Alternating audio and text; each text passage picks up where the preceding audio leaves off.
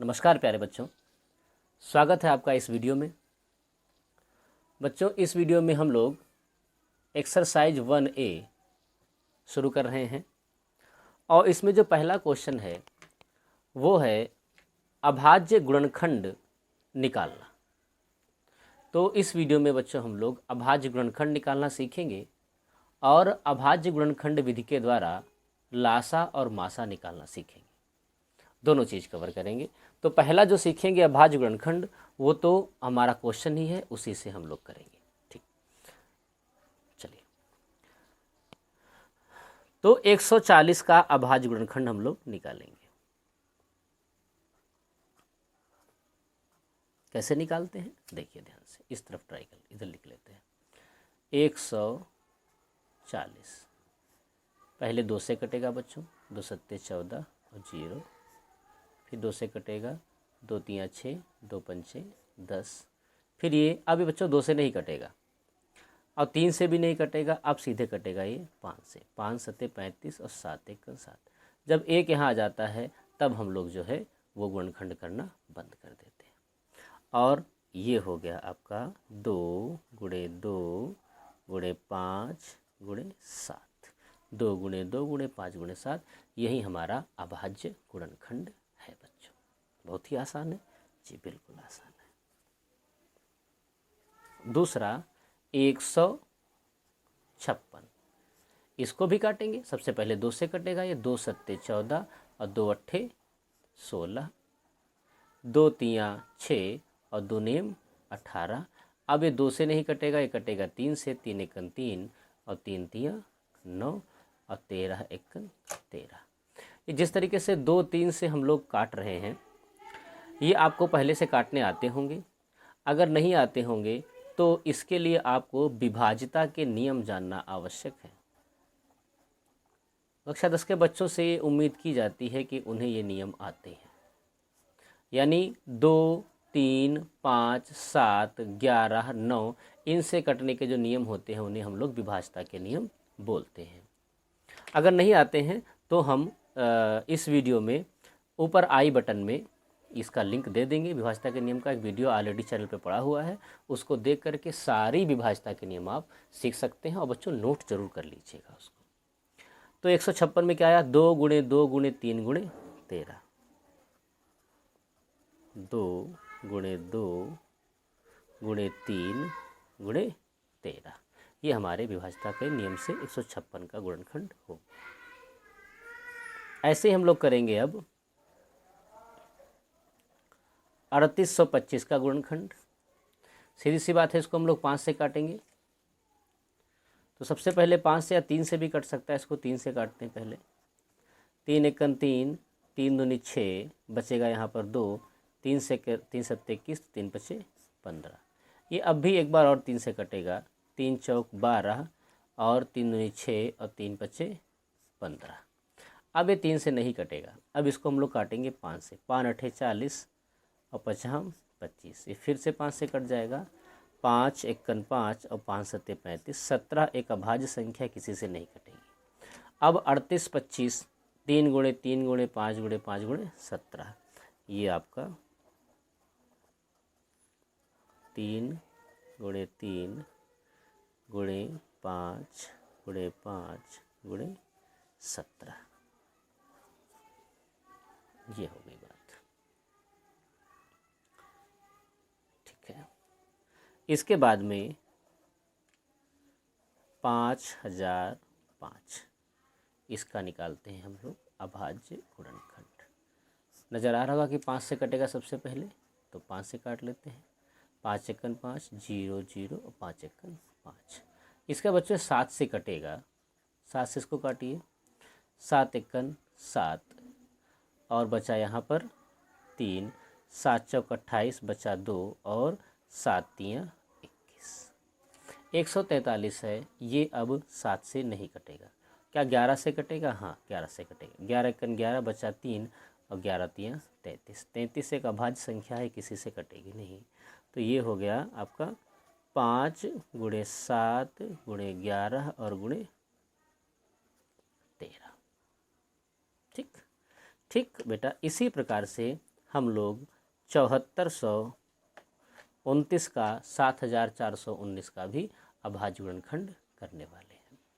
ये एक जो 7429 है ये सीधे अभाज्य गुणनखंड जो करेंगे हम लोग, वो थोड़ा सा आपको ध्यान रखना पड़ेगा।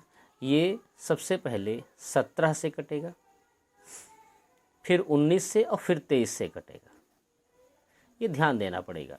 ये 2, 3, 5 से इसको नहीं ट्राई करना है, ये थोड़ा सा ध्यान देना पड़ेगा। सबसे पहले 17 से इसको काटेंगे। 17 दूनी 34, 17 तियाँ 51, 17 चक्कू 68। 68 यहाँ पे कितना बचा? 6।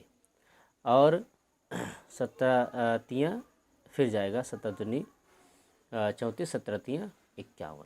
51 और उसके बाद में ये हो गया 9 और 2 11। और फिर कितना? 17 तियाँ 51, 17 चक्कू 17 50, 17 चंगा 102 और 17 सत्ती 119। ये 17 से कटेगा। इसके बाद में इसको हम काट लेंगे बेटा 19 से। 19 दूना 38 और 38 यहाँ कितना बचा है? 5 बचा। और 19 तियाँ 57। सीधे फिर 23 से कटेगा। ये अभाज्य संख्या है और ये अभाज्य संख्या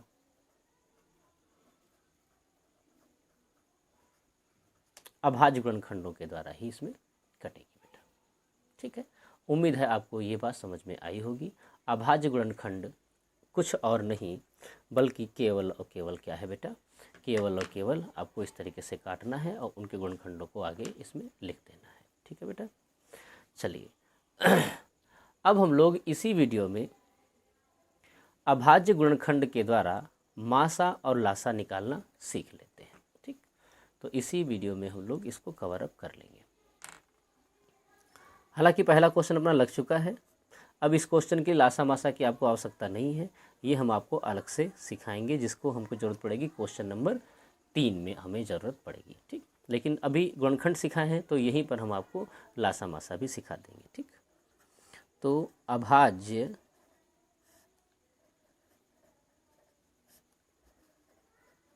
गुणनखंड विधि द्वारा लासा व मासा निकालना सीखेंगे बेटा। मासा ज़्यादा आसान होता है तो पहले मासा सीखेंगे। मान लेते हैं 140 और 156, यही दो संख्याओं का हमें 140 व 156 का क्या निकालना है? मासा निकालना है। अभी मासा और इसके बाद में फिर इसी से हम लोग क्या सीखेंगे? लासा भी सीखेंगे, इन्हीं दो संख्याओं को। ठीक, तो बेटा इसने कहा है अभाज्य गुणनखंड विधि के द्वारा लासा व मासा। तो अभाज्य गुणनखंड विधि का मतलब है आपको 140 का अभाज्य गुणनखंड करना पड़ेगा। ठीक, जो कि हम लोगों ने पहले से कर रखा है। तो क्या इसको उतार लें बेटा? बिल्कुल उतार लेते हैं।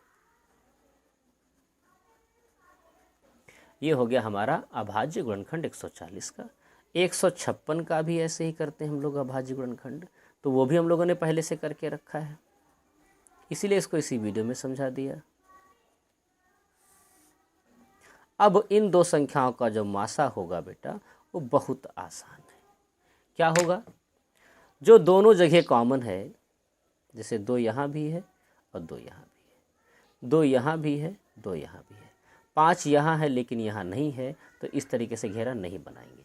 7 यहाँ है लेकिन यहाँ नहीं है, तो यहाँ भी घेरा नहीं बनाएंगे। जिन जिन के ऊपर घेरा बन गया है वहीं आपके क्या है बेटा?